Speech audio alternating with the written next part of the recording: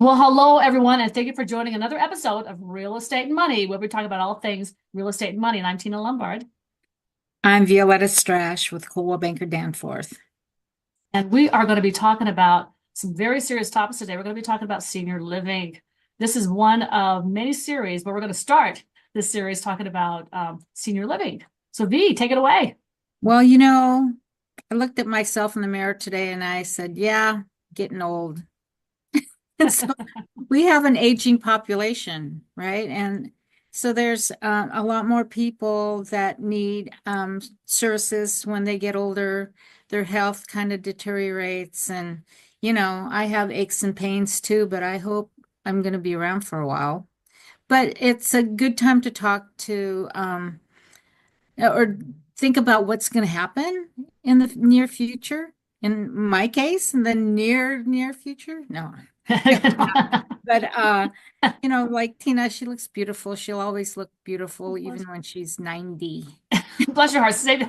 Ditto, But Tina. uh, but anyway, yeah, so we need to look at alternatives and we need to, as agents, be aware of what's happening around us and as we talk to families, think about how we can help them with their more mature family members, grandparents, mom and dad who need to go to an assisted care living situation, whether it's memory care or total care. And there are options for adult family homes, which we'd like to bring up today. And in our series, we're going to talk about a lot of different things, Right. what families are concerned about, and what is available out there for various needs for the family. Right, Tina? Right. And it's something else because we get to an age, we get to, we're still baby boomers. We get to the age where our parents are sickly and maybe they don't go exactly into a assisted living facility or a nursing home, but there are certain steps. And so we'd like to talk about, when they first start needing assistance and they're not quite ready to go into assisted living because it is quite costly. What can you Yeah. do to be in your house? What can you do to accommodate them in your house? It's a fight to get them out of their own house. But even if they choose to stay in their own house, what can you do? What changes can you make to make sure that they're comfortable? And as their health deteriorates as they get older in age, do you go to a nursing home, assisted living? What do you look for?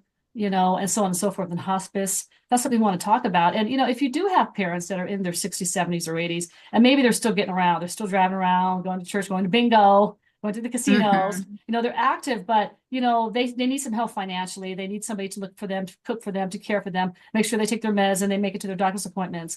There's that gap right there where we actually bridge between where they are getting around to where they slightly start needing some assistance. So today, Vila and I are going to be talking about how to the first part where your home it could accommodate somebody who needs more care. So V has got a bunch of Right. pictures. Mm-hmm. Yeah, go ahead and share the slide with the folks, and we're going to talk about one example of a King County adult family home that is in Auburn, and this is an example of a home that is completely set up for an adult family home. And we have, I there know. it is. Okay, here we go. In Auburn. See how here's the front of the house. They have a ramp actually going up to the front door. So again, this is an adult family home existing, and it's being listed for about $700,000. But typically, what you'll see in an adult family home is this ramp going up to the front door. Then you go to the left, here's the living room where you've got all the seating for the residents that are there to gather or watch TV, what have you. And then lower left is a bedroom where you've got a hospital bed and doorways that are big enough to accommodate a wheelchair that needs to transport the resident from one part of the house to another. And then a shower stall on the lower right with a shower chair where you get the patient to go in, just roll into the shower directly from the living room, the bedroom, which is on the left of that doorway, and into the shower. So it makes it easier for them. Now, I took a look at several homes in our various counties, and I'll tell you how you could retrofit, let's call it, to have it be accessible to those that need help. So, Tina, the second page, I've got a home in King County. Here we go. King County, Kent. Here's a rambler. Most of the time, these homes are ramblers Mhm. because it's easier to work with just a single story instead of trying to get an elevator or some kind of a lift to get the residents up to the second floor, down to the lower basement floor. Oh, although the basements, if you have access with a ramp or some kind of a sidewalk that goes around to the back of the house, that could be a separate entrance for people who could live down there as well. So here's a 4-bedroom, 2.5 bath Kent Rambler for $695. And see, the picture on the right is the front of the house, the entry. It's going to be so simple to make that sidewalk, little sidewalk going up to the front door. Just remove those steps that are there so they can roll right into the front door, and make sure that doorway again accommodates the width of a wheelchair. So about 38 inches. And then we have in Pierce County another rambler. Oh, Oh, sorry. Sorry. Okay. yeah. In Lakewood, we have a 4-bedroom, 3-bath selling for about $600,000. And in this bathroom next to the front of the house picture, you need grab bars in the bathroom, all around the bathroom, by the toilet, by the sink, and especially in the tub. If they can get into the tub or shower, you're going to have grab bars in several locations within that tub enclosure. Okay, That's it. so next, the last page is for a Snohomish home in Stanwood, a 4-bedroom, 2-bath, selling for 634,999. They already have a ramp, see, in the front, going to the front door. Don't know if that doorway is big enough for a wheelchair, but you'll have to retrofit that. And in the bedroom, it looks like they're already ready. I've seen a number of homes lately. Um, and this is what a typical patient room looks like. The bedroom, probably a TV mounted on the wall, and then a dresser or a closet in the room to fit. That bed will probably be, it might even be a hospital bed right there, but it's a good sized room for one person. So those are things that you could spend money on if you decide to do an adult family home. And thank you, Tina, for showing those pictures. So it costs money to retrofit your house. Should you decide you want to be a caregiver and or a adult family home owner, and get the house ready for that. So how much is it going to cost, Tina, to put in a sidewalk, open doors, put in grab bars and stuff like that? What do you Yeah. think? So, well, How would I we do really it? don't know. I'd say upwards from anyway 20,000 to maybe 30 or $40,000. And so it is easier for the houses that Violeta has showed here. Is to go ahead and buy a house that's already retrofitted. With us, if you do have an adult camp family home where there's more than 1 or 2 residents and you're doing it as income, you'll have to do a commercial loan because you are working commercially. Um, If you are, if you have an elderly person or somebody who needs an assistance of a ramp, you can buy a home that's already retrofitted. A lot of times to buy a ramp or to get a door fitted, it's in gradual steps. You don't have to do it all at one time. But the ramp is a really important thing. The size of the doors are a really important thing. You want to make sure that the entryway, you want to make sure that the escape way, you want to make sure that the bedroom and the bathroom has a way in which the wheelchair can fit. And so, the resale value is kind of hard because a lot of people don't want to buy a house that is retrofit with ramps and that sort of thing. So the resale value, if you're looking to invest or fix and flip, these type of homes, there's not really a lot of value there. But if you have an elderly person that does have problems going upstairs, you need to get a ramp, like what Violeta is showing here. Ramps are very, very good when it comes to walkers. When it comes to wheelchairs, they're very, very good. When it comes to the bathroom, one of the pictures that Violeta showed there was the bathroom where there is a roller chair in there. and they can actually bathe, or somebody can bathe them, a caretaker can bathe them. That is very important. Just walking in and out of a bathtub or shower area can be very dangerous and very hazardous. So the bathrooms need to be retrofit for that. I know it's not shown here, but there's kitchen safety hazards that you have to do. There's escape routes, even there's fire hazards that you want to take into account. But my parents were both in an assisted living home. They're at the point where they couldn't care for themselves. And I know one of the commercial buildings my mother was in, it was something like $8,000 a month. Then they charged for, taking care of her, washing her clothes. They charged her for taking care of her nails, for changing her shoes. It just kept surmounting like crazy. And then we actually put her into a home facility where it cost more $5,000 a month. And that was 10 years ago. And wow. Yeah. I think it was like 70. He died in 2007, bless his soul, but he was paying, it was like $7,800 a month. Yes. Really had dementia and different things that happen. So it's a lot of money. So if your parents do have the mental capacity to be aware and to walk in, they're very cognizant, you may want to try getting a house where they can be comfortable there. They're around the ground, around you. You can watch them. You can watch the medicines. You can make sure they have the care that they need. They get bathed and everything else. And if they want to, they want to go to church, they want to go to the casino, they want to take a vacation, you're there to help them. They don't have to worry about cleaning the gutters. They don't have to worry about cooking or, how they're going to get to their doctor's appointments. This might be a very, very good way to take care of your parents at a much cheaper cost. It's not going to cost you much. It's the difference between, $8,000 a month, maybe $1,000 extra a month is a lot of money. So and the thing is, if you start taking care of them earlier, they'll be a lot healthier. A lot of times, unfortunately, elder people, they don't tell you when they're sick. They don't tell you when they fall. They don't tell you when they don't have the groceries. They don't tell you when they didn't take their meds because they don't know themselves, they take their meds. So a lot of times their health deteriorates because they just can't take care of themselves. So if you can get them into a situation where you feel like, hey, they're not quite to a point where they need help, but let's just, because now we can actually give them more health benefits and they don't have to worry, they don't have to stress out, they can make their appointments, they can take their meds, we can watch what they eat, if you get to the point where you take care of them earlier, they can last a lot longer, in my opinion. But to get finance like this, V, do you ever get clients who say they want to take care of their parents and they do want to go out and start looking for homes? Yeah.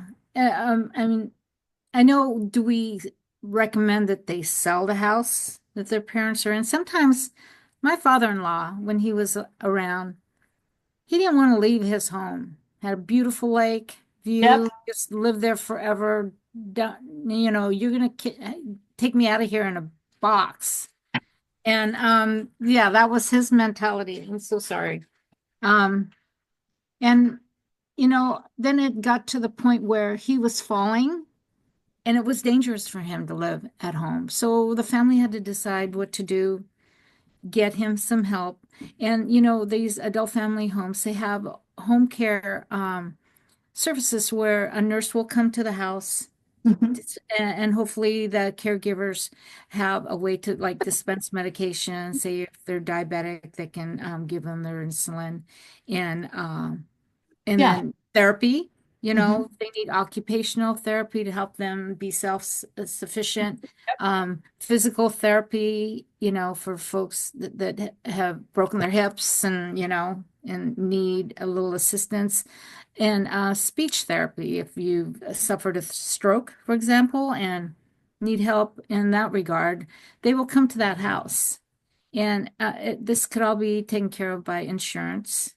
In some cases, you're required as a family to financially support them being in that home. So, Tina, is a reverse mortgage a good thing? Should we just sell the house and take the proceeds and, Right. So when we speak of, Violetta's talking about a reverse mortgage. A reverse mortgage is when you have to at least have 50% of equity in your house. And most of our parents do. They paid off the house 15 years ago, right? And so they have a lot of equity. So they can take up to 50% of the equity out. Let's say a house is worth $1 million. They can actually take up $500,000 from that house. And they either have no payments or they have enough money to take out every month for Medicare or for pills or whatever they need to do medicine-wise.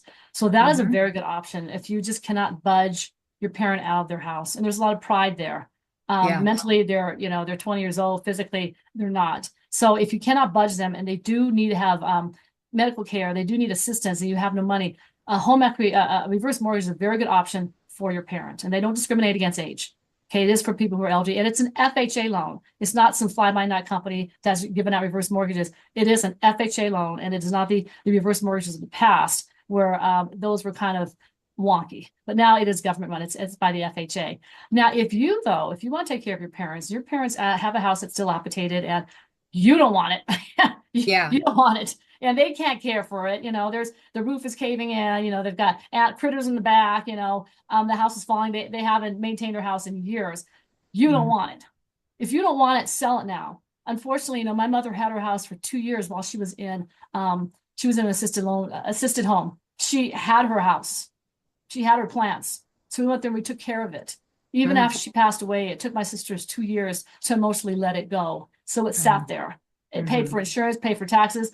No, don't do that. Do that when they are living. Sell their house while they are living. Do not sell their house after they passed away, because in desperation, you're not going to get much money for the house. You just want to sell it and get rid of it. So do it now. I cannot stress that enough. Do it now. So if your parents do have a home and they want to move in with you, and I have a client right now, their parents are in Las Vegas, and they've lived the wild life and they're doing their thing. Now they're like, okay, I'm going to live with you kids up in Seattle. And so they're selling their house. Now they can use some of that money for down payment on the new house with their whole extended family, their kids and their grandkids. And that's wonderful. So if your parents do have a house, and if they cannot maintain it, they can't pay the taxes on it, it's eaten up, the insurance is eating up their income, sell that house now and stop playing games. There is no emotional contact. I mean, there's no emotionally detach yourself from that, because when your parents, if they do pass away, the house is still sitting there, it's going to be 10 times harder to sell that house. I promise you, because there's an emotional attachment. So get rid of it while they're living and they need the money. Take the money and use it for the assisted living, for their care, for whatever they need to do, and move in. And so a lot of times you can use their money from the sale of their house to make the improvements, like the ramps, like the handbars, the adjustments to the door. If for whatever whatever reason your parents do not have enough money, and you don't have enough cash to do this, take out a home equity loan. Well, home equity loans right now are very attractive. Most people that have had their house for more than 5-10 years have got like a 2.1% rate or a 3 point something rate, and they're sitting on a bunch of equity. It doesn't make any sense to refinance that 3.5% rate. It makes more sense to go ahead and get a home equity loan, and you don't need $200,000. You maybe only need $15,000 or maybe $30,000 to put a ramp in, to adjust the doors, to adjust the bathroom, do whatever. So take it upon yourself. I guarantee you, make it, let's say a $200,000 or let's say $100,000 home equity loan. Let's say the payments are $900 a month. That is a lot cheaper than $7,000 or $9,000 a month with your parents in an adult assisted living. Take out that home equity loan. If you want your parents to co-pay on a home equity loan, they're getting Social Security income. A lot of times, if your parent is living with you and you're getting Social Security income, you can actually have it go to the attention of your child, and that will count towards your child's income. Okay, so like my grandmother, when she lived with us, she was making $700 a month from the government. And so that went to my parents, because it's the parents' household. Of course, my grandmother didn't speak English. She didn't know she didn't drive or anything. So they took care of her. So a lot of times, if your parents go into your house, they can put you on as the person taking care of them, and you actually get their Social Security income. It is a lot cheaper to have your parents in your house. It's just like Dee was talking about having people come, nurses come, doctors come to them. It is cheaper.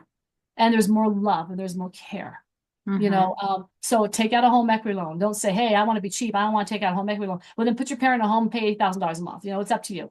So if you have the wherewithal, to do that, if you don't have the space to do that, talk to Violeta, get yourself, your family in a house where your parents were there. I mean, a day after your parents pass away, you wish you did this, you wish you did that, you wish you did this. If you could have your parents for one more day, one more week, one more month, you would do it. You would change it for a heartbeat. So if you could have your parents move in with you now against their will, you can do it against their will, get them in there. You don't want them to fall down. I've known so many people in my church where nobody found them for like days. Nobody found them for days. And a lot of their health care would have been avoided if there was somebody there watching them. So if you can move your family into your house, you have to force them against their will, whatever you got to do. I'm not saying kids, but bait them with your grandchildren. I don't know, but it's a lot cheaper. It's a lot more healthier. It's a lot more love, a lot more care. They'll last a lot longer if you can get them into a house. And you could, if you want to sell your house and get a house with the ramps and everything already in it, that's a plus. Or Violeta can say, hey, let's go ahead and make the adjustments before you even move in. Yeah. So, That makes so much better. we'd love to help you with that. So V, I've Yeah. got, yeah, I've got so much useful or whatever information, but, no, the first thing, if your parents are still walking around, they're still going to the casino and they're still, whatever they're doing, if they can't just say, hey, mom, just live, watch the grandkids, and move them in, And you then know. on the reverse side, let's talk about caregivers Mhm. who, you say you're a nurse at a hospital and you feel the need to open up an adult care home because you can take care of people. You don't want to be taking care of, someone in a sterile facility like a hospital, but instead you want to have a loving home for them to feel safe and feel comfortable with a small amount of people and the attention that adult family home would have. Say you wanted to do this, look at these ramblers or look at options for one story, one bath. I mean, one story, one basement home. Okay. Yes. Yes. And then see how many bedrooms. There's 4 or 5. You can maybe retrofit those into double occupancy rooms if they're big enough. Like some master suites are huge, and you can have the two residents use that one bathroom after you fix that. And then think of it. Tina was talking about $8,000 a month times, how many patients can you get in there? It's a very lucrative business. Don't you think, Tina? There's a lot I've of had these homes. I've done a lot of adult family home loans, Really? a lot of Filipino families. The most I've seen is 600. Sorry, 600, 6 clients. And at that time, I want to Excellent. say that was 20 years ago. They're making $600-800 a person. And Yeah. so if you are like a nurse or a doctor somewhere, or just anybody who wants to go to the healthcare, if you have a house, you have an extra bedroom, it's good to start with just one person, Mm-hmm. and see how that goes. And then when you get the income flowing, that house right there, you don't have to buy an adult family home. You can just make your house an adult family home. I mean, if you can get 2 people in there, great. Then later on, I have a lot of people, they'll get that home up and running and they can put like 2 or 3 people in there. Then Yeah. they go buy their own house so that they can live Yes. right next Yeah. door street, and they actually hire somebody to watch the care for 24/7. They have somebody in there. But a lot of times, if you are in a 2 bedroom home, a lot of times my clients live upstairs and they like that separation. So as Yeah. long as there's bedrooms and bathrooms on the first floor, they live upstairs so they can get away. They can Mm-hmm. actually have their privacy in their home separated. So, I Right. mean, you can start with what you have right now. If you want to go, I want to take 5 people on right now. Talk to Violeta, talk to me. We can get you some type of a loan, get you financing. And it happens all the time. The payments are like $4,000 a month. And they have 4 clients. They're pulling in like $25,000 to $30,000 a month. So a lot of times it's Exactly. very lucrative. First of all, Yeah. you're going to have a down payment, maybe 15, maybe 20%. But if you have one residence if you have that money right now, great, go ahead and buy the house. If you're like, Mm-hmm. hey, I really don't have enough money, and you take on one resident in your current home, that Mm-hmm. income, you just save up, just a couple months or maybe a year, you'll have enough money for a down payment on a bigger facility. And then you'll know more Yeah. of what you're doing. Yeah. I used to do it all the time. My good friend Gideon Epistola, he had Uh-huh. family members, and his sister Nama, they had so many people that were Filipino families that were doing assisted living. It's part of our culture. We just love to take care of people. Exactly. There were so many assisted livings, yeah. And Yeah, and that's who you see in a lot of service industry, whether it's hotels, but definitely hospitals. A lot of Filipinos, and that's why they branch off and have their own adult family home, 1 or 2 or 3 of them, yeah, right? And yeah, I was in a neighborhood, a small neighborhood, selling a home, and people came around. There was like 5 adult family homes in this one little neighborhood of, say, wow, I don't know, 100 homes, 5 of them. And wow, they came to my open house thinking, oh, maybe we can change this house and make this into an adult family yeah, home. It's like, yeah, wow, how many yeah. can you have in a neighborhood? I just think there's so many baby boomers that are needing this assistant. There's not enough Yes. assisted homes. So I mean, you can put elevators in. You can do a whole bunch of different stuff. You could, if you can't Yeah. find ramblers, because ramblers are like a diamond. I mean, you cannot find them like a diamond in the rough right now. You can't find them. But if you do find one, you have a house where you have enough bedrooms on the first floor, and you live upstairs. You can do that too. You can make it work. Yeah. But I think we're kind of running out of time. Okay. Okay. But Violetta, give her a call. This woman right here. knows everything about housing and how to get you to the right house. And she's very personable with the seller. So you'll always win that bid. So And give of her a course, call. Tina will get you that loan in a heartbeat and make sure you get the right loan for That's your right. needs. That's right. So make sure Yes. you tune in for the rest of our series on seniors, and we'd love to see you again. So thank you from Violeta Strash at Coldwell Banker Danforth. Thank you. And Tina Lombard with Texana Bank. We'll see you next time. Bye-bye.